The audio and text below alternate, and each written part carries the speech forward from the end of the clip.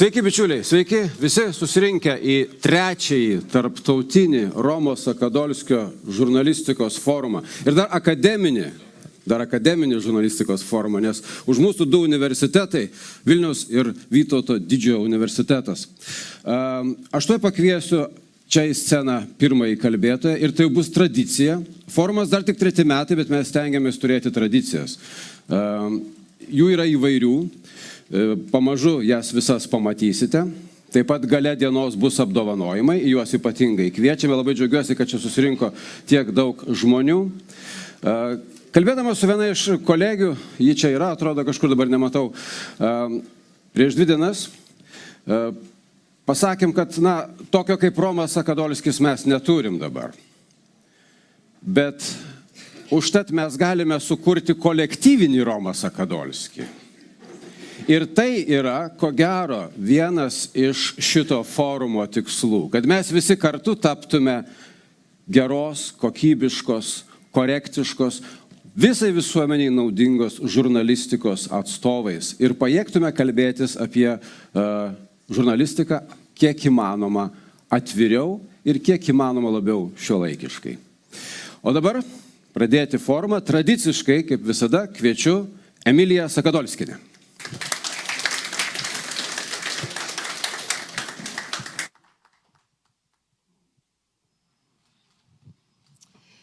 Džiaugiuosi, kad žurnalistų bendruomenė susikūrė savo tokią galimybę kritiškai pasižiūrėti į save, į savo darbą, į savo profesiją.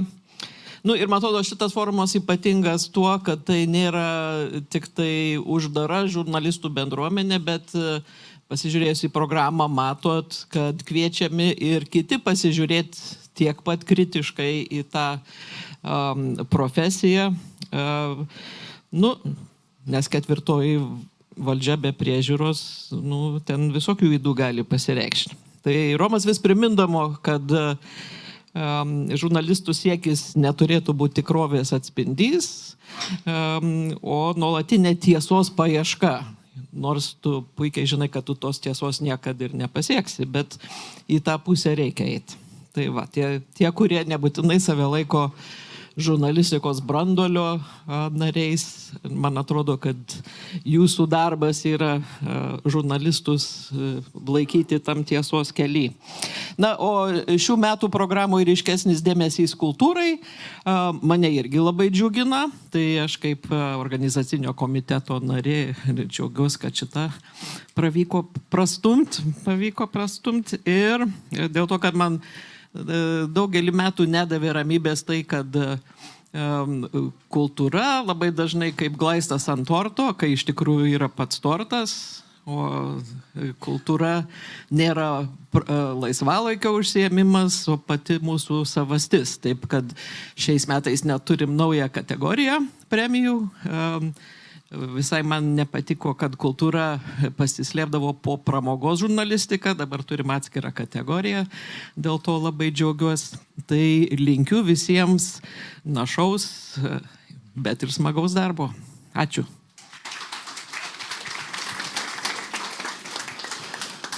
Ir dar viena tradicija, jau 2 metai, kaip mes prašome kurio nors iš mūsų bendruomenės padaryti tokią nedidelę apžvalgą, kas svarbiausio įvyko per metus žurnalistikoje. Tokį savotišką State of the Union address. Ir šiandien noriu pakviesti tą padaryti Rytą Staselį.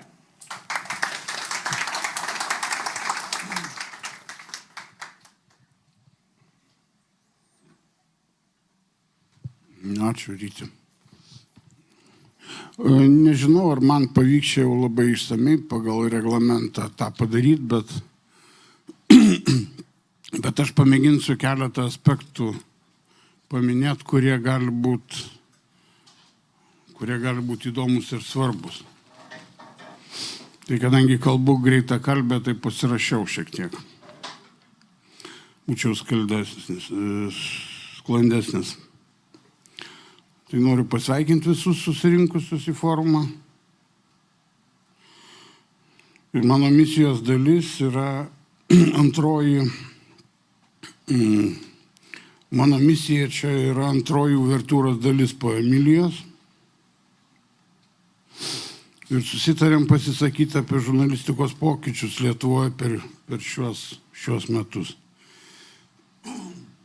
Šią prasme pradėčiau nuo vieno svarbaus aspekto, net pasakyčiau indikatoriaus, kuris mano galva yra svarbus. Ne prieš metus, o prieš kelerius ne tik Lietuvoje buvo kalbama bei diskutuojama, ar tyriamoji žurnalistika vis dar yra veiksmas žiniasklaidoje, ar vis dėlto jį palaipsniui, tačiau negrįžtamai pereina visuomenininkų, visuomenės aktyvistų nusavybėn.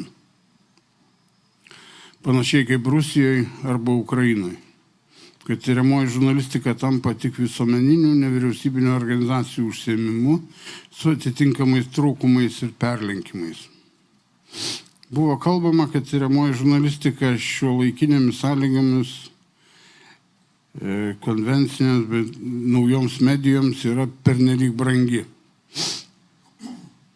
Buvo. Tačiau ne. Jeigu prieš metus galima buvo džiaugtis, kad tyriamoji žurnalistika pasiliko medijose, maža to medijų organizacijos išvedė žurnalistus tyrėjus į konkurencinę aplinką po savo sparnu. Šiemet pasirodė, kad tyriamosios žurnalistikos atstovai gana tvirtai jaučiasi darbo rinkoje, palyginti nesunkiai keičia medijų organizacijas ir tai yra gera žinia. Antras aspektas, kurį šiandien norėčiau aptarti, yra liūdnesnis. Šiemet man teko šiek tiek prisidėti prie Laisvės televizijos projekto Skaidrinam, apie kurį daugelis jūsų žino. Per kelis mėnesius pats aplankiau keletą šalies regionų ir deja turiu pabrėžti, kad Skaidrinam kampanija ne tik verčia vadinamas politikų čekiukus, bet rodo visišką regioninių medijų mirtį. Gal ką nors įžeis mano konstatacija kategoriška, tačiau taip yra. Ir ta mirtis įvyko, ko gero, ne dabar, o anksčiau, kada regioninės medijų organizacijos nusprendė verčiau 100% korumpuotis su vietos valdžia, užuot ieškojusios naujų šiuolaikinių formų veikti rinkoje, kooperuotis, įveikti bendrus sunkumus.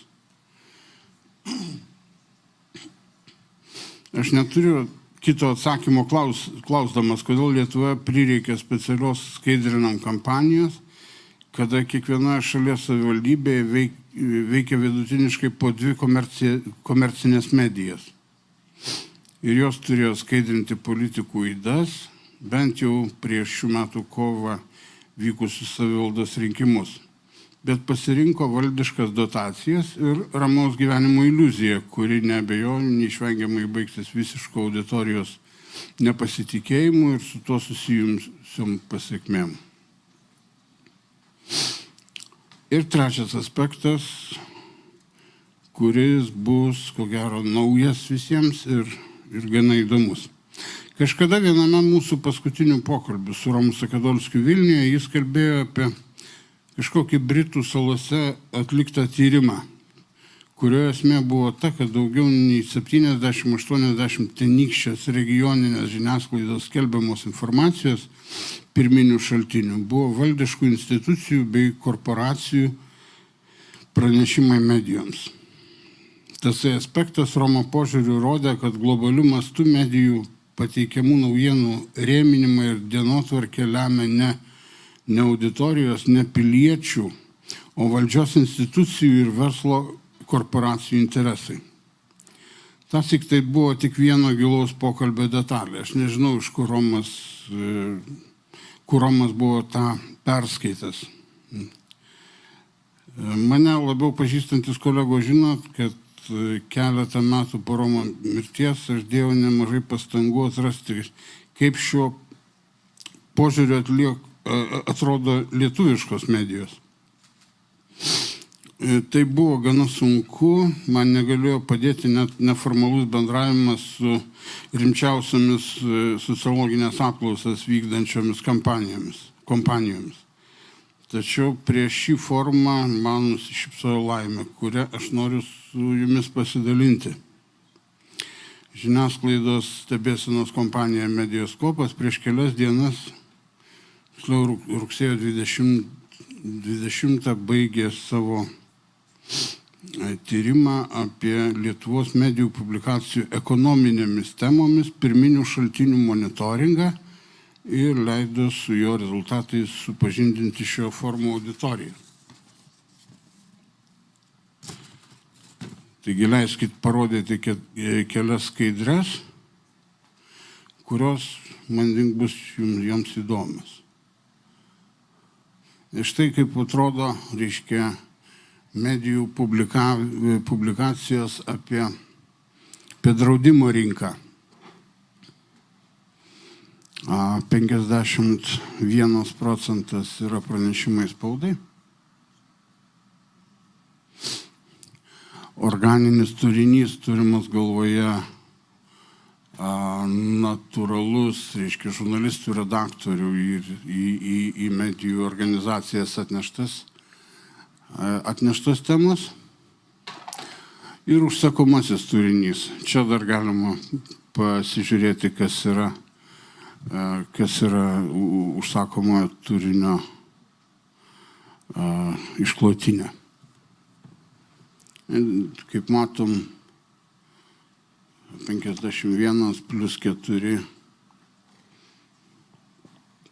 Taip atrodo draudimo rinkos atspindėjimas. Prekybos tinklų rinka. Atrodo dar baisiau, nes, reiškia, pranešimai žiniasklaidai yra 56,41, organiškas turinys 34 procentai ir užsakomieji tekstai, publikacijos irgi atitinkamai.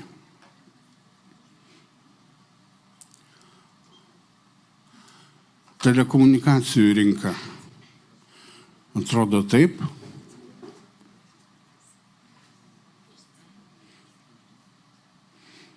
Žodžiu, viskas daugiau negu pusė.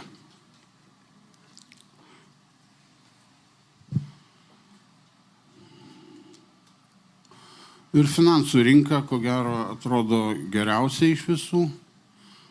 Suprantama, kad kalbama apie valiutas, akcijas, kurios dažnai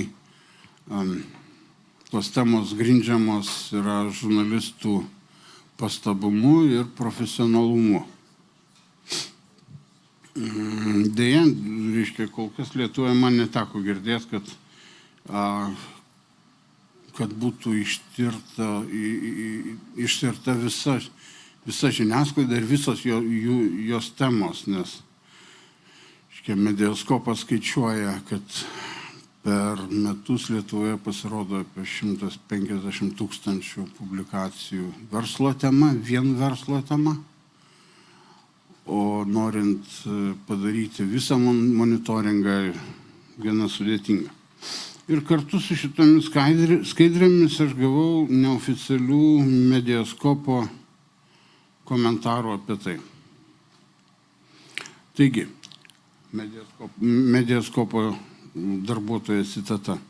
Čia išanalizavimo 5 didžiausių rinkų komunikacija. Organinė informacija žymi pačių redakcijų susigalvotas naujienas. Kita kategorija – įmonių pranešimai žiniasklaidai,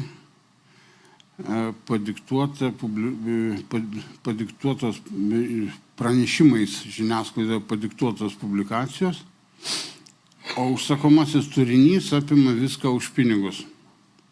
Tai yra visa Lietuvos žiniasklaida, visi verslo naujienų pranešimai nuo šių metų sausio 1 iki rugsėjo 20 dienos. Esminis skirtumas, kitas komentaras, esminis skirtumas tarp nacionalinių ir regioninių medijų. Regionuose nykstamai mažai organinio turinio ir esminės problemos žymint inicijuotą arba apmokėtą turinį.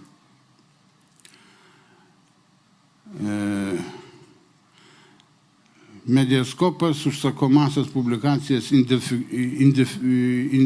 identifikuoja ir be be atitinkamo žymėjimo. Mūsų analitikai jau yra atkalę akį ir pradeda principingas turinio žymėjimas didžiausiuose portaluose. Iš praktikos nacionaliniuose portaluose gausėja temų, kurių redaktoriai apskritai be užmokesčio nebeima ir nebeskelbia. Kol kas organinį redakcijų susidomėjimą verslo naujienose išlaiko tvarumo ir patrauklaus darbdavio temos. Dar vienas organinio turinio aspektas - apie pusę tų naujienų savo pranešimai žiniasklaidai stimuliuoja valstybės institucijos. Politikos naujienos apskritai yra didžiausia tema Lietuvos žiniasklaidoje, nuosekliai sudaranti 40-50 viso žiniasklaidos turinio. Tai štai yra toks siauras aspektas, bet jis, man atrodo, gana gerai iliustruoja dabartinę padėtį. Ir atsiprašau, kad pavogiau iš jūsų 3 minutės. Ačiū.